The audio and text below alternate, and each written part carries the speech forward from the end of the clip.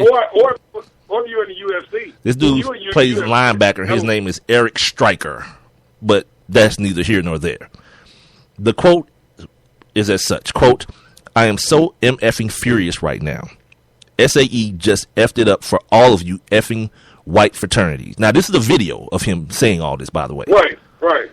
F all you Bs, F you phony ass, fraud ass Bs, end quote. Hey, man. Your thoughts? Look, that, in all honesty, I wish we had the drop, because that's kind of one of them moments where it's like keeping it real has just gone so wrong. Like, so, in my opinion, it's like, dude, first of all of that wasn't even necessary. In my opinion, none of that was even necessary. You know, and it's like, I don't know what to think about that, dude. I've seen that video. I don't know what to think about it. I mean, I don't know. I don't know. But they did mess it up for all the white fraternities, though. They did. See, and I think that approach is just horrible and it's terrible. And yeah, that's what I'm saying. That's why I'm like, I really don't know what to say. And messed it up with who? Like, who did they mess it up with? That's one. And two, my question: anytime I hear this, and I consider the source, my first question is always, why is this 18-year-old, 19-year-old boy that mad? Why? What has happened in his life as it pertains to something racist that makes him this mad? See, I'd propose that he's that mad because he feels like he's supposed to be. It's the same reason that everyone goes out and says, you know what has to happen? We got to march. See, this is what Jason Whitlock thinks should be the status quo to this very day in the black community when something goes awry, or when something's perceived to be racist, or some sort of racial tension bears its head. We got to go march. It's like, my man, this is not that anymore. Like, and you know what? The one thing, like, everyone wanted to give the movie Selma all these great acclaims and all this kind of stuff, and it was a good movie. Don't get me wrong. But if you paid attention, not only to the more glamorous or glamorized parts of the movie when people were getting hit with sticks and all that kind of stuff, but if you listen to the strategy behind what they were doing, like, that had to happen. That had to happen. Like, the world had to see those black people getting beat for people around the world to know exactly how bad it was. That was the impact. It wasn't the march. It was the beating. If they had just marched across that bridge, the character that played Martin Luther King, he was trying to explain it to what's my guy's name that got hit with the John Lewis in the movie, the John Lewis character, and the guy who didn't want them in Selma because they felt like they had it. Yeah.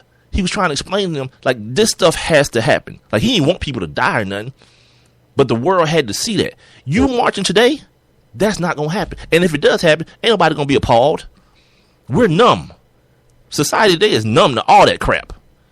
So you get some tear gas on you and all this kind of stuff, no one cares. So it's not going to have the same effect. We got to find different ways. If change is to be made, it's not going to be made that way. Not now. Not in 2015. But our guy Jason Whitlock feels the same like, yeah, we gotta. What did he say? If we're gonna eat of the fruit, we gotta honor the tree. All right, that's cute. Whatever. I understand what you're saying. Well, go ahead. But look, it's one of those things. Like, this young man that stood up and spoke out. I'm more than sure. I don't know his home situation, but I'm more than sure that he talked to his daddy or his angry ass uncle.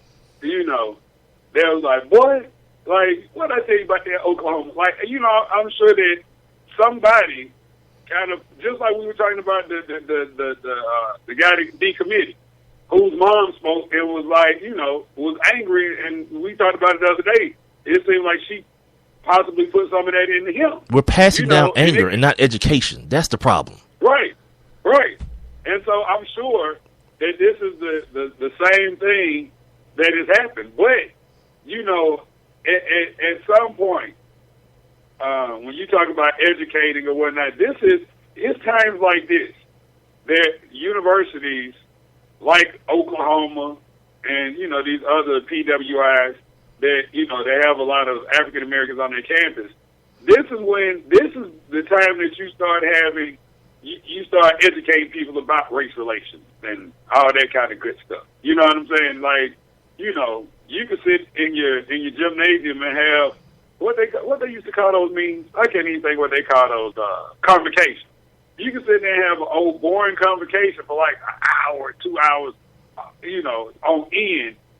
But that could be the time that you could be trying to do something to make sure that everybody is educated on these type deals, you know, and make everybody better so everybody has a better understanding, you know, because when, you know, a lot of times black people, it's things that happen to black people, right, that's wrong, but other black people, you know, so not educated and so reactive that a lot of times we say, and, you know, we've been guilty of saying and doing the wrong thing. We gotta find a way to open up adult dialogue and not have everything be a damn show. Cause that's what it boils down to. That's all you there. Like you said it. You said it earlier in the segment. Everything that could possibly be done to this fraternity on this campus has been done. Now all you up there doing is showing out. You got your all black on, and you want to chant no justice, no peace, and get the hell out of here. We're talking about two idiots amidst a national organization of people. Now, unless in some, like, they didn't, oh, that's the other thing that's happened too. Oh, yeah.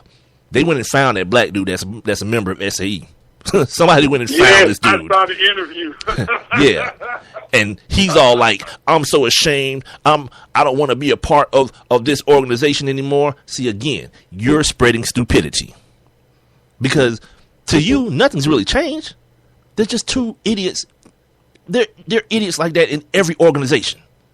Whether it be two dudes that feel like it's funny to use the N-word to talk about lynching, or whether it's two dudes that feel like it's funny to talk about gay dudes, or two dudes that think it's funny to talk about, you know, doing bad things to women. Idiots are everywhere in every realm of society. But just because an idiot has something in common like me, like maybe the way I look, or maybe we work at the same place, or maybe we go to the same restaurant or the same bar after work, what the hell does that mean? I don't necessarily have to have anything to do with that person, or you don't have to associate me with that person.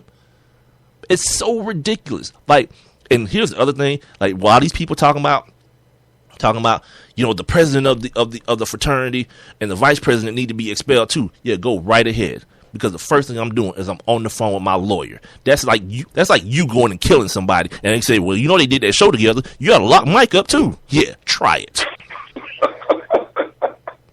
Yeah, go right ahead and try it, pimp. You can't do that. You know, two people made an independent decision to do something stupid, and just because we wear the same letters on our T-shirt, you gonna put me out of school?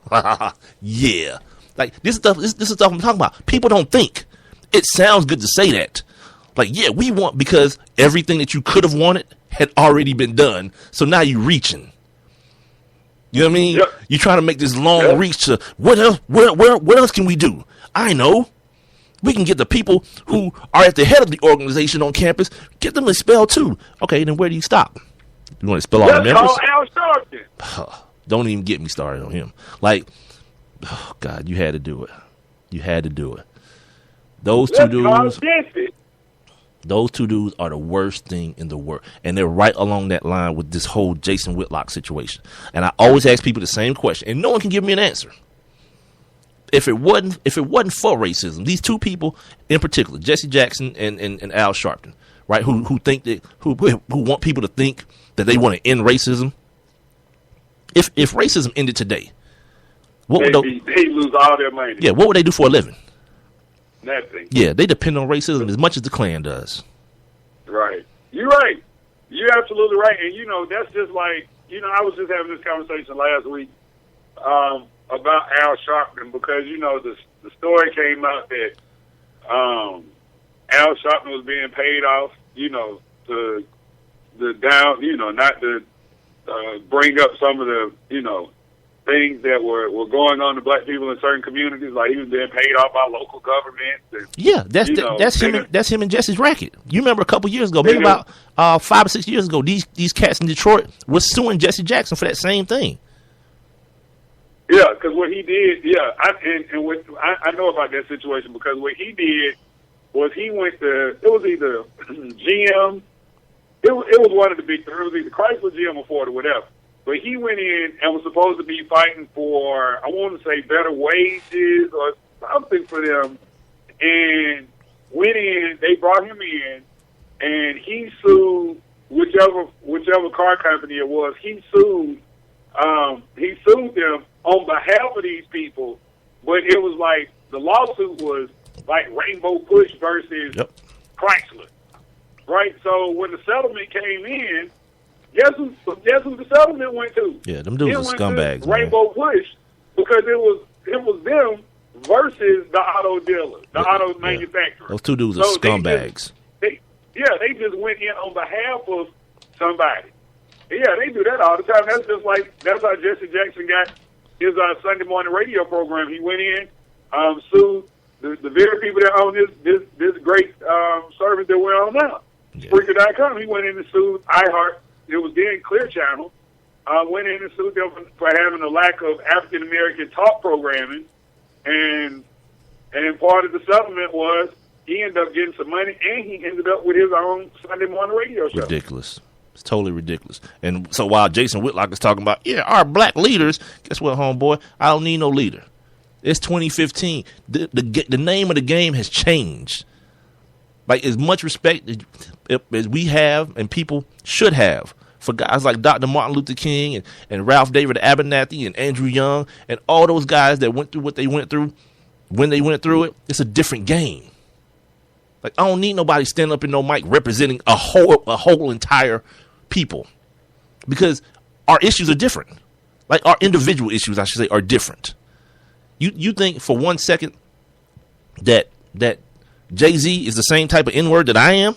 Of course not. Of course not. Of course he isn't. His issues are different than mine. Right. It was a day and time in this country where it wasn't. When you talk about a guy like Muhammad Ali, not going and fighting in Vietnam, it's a bigger deal today than it was back then, because Muhammad Ali was just like, he lived next door to somebody, or he was always around just regular people. This is not like you don't know where LeBron or Michael Jordan live. It's not like that. Back then, Muhammad Ali he was a guy that happened to box. A very famous guy, obviously. But the disparity, especially economically, the disparity wasn't as big as it is now. We talked about yesterday, LeBron's going to make $30 million next year. Per year. When he signs his next deal. Michael Jordan is a billionaire.